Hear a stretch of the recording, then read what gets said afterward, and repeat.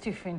Baadhi ya viongozi wa muungano wa Azimio wamekosoa kauli ya serikali ya Kenya Kwanza kudai kuwa uchumi umeimarika katika kipindi cha mwaka mmoja uliopita, wakikariri hali ngumu ya maisha wanayopitia Wakenya. Wakiongozwa na gavana wa Siaya James Orengo na mfanyabiashara Jimmy Wanjigi, viongozi hao wamesema kuwa hamna la kusifiwa kwenye serikali ya Kenya Kwanza. Wamezungumza haya katika mazishi ya dada wawili ambao ni mashemeji wa gavana Orengo, ambapo viongozi wengine wa Azimio waliofika. Aidha, wamekashifu Rais William Ruto kwa matamshi yake kuhusu idara ya mahakama.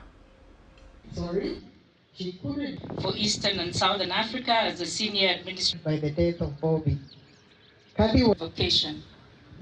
Yet always remained Kadi was beloved by so many. Program and the East Africa Trade Hub program. The state of the economy in Kenya is on a downward slide.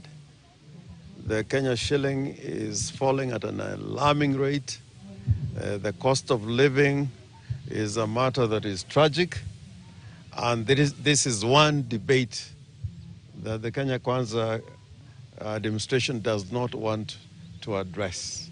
And they have no answers to it. We are now in what you call the third phase of our liberation, and that is called economic liberation. The greatest freedom of all is when people have money in their pockets to do unto which they want to do. It's the greatest liberation.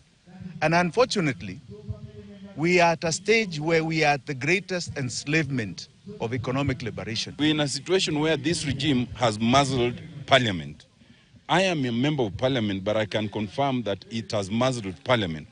The last institution that is standing is the judiciary.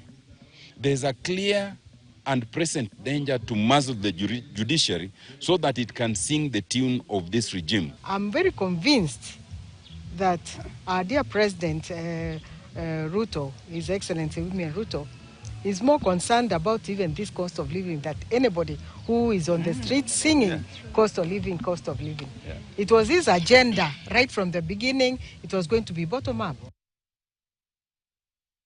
Katika ngazi za elimu, mtazamaji, serikali imeagiza kwamba wanafunzi wote milioni 1.2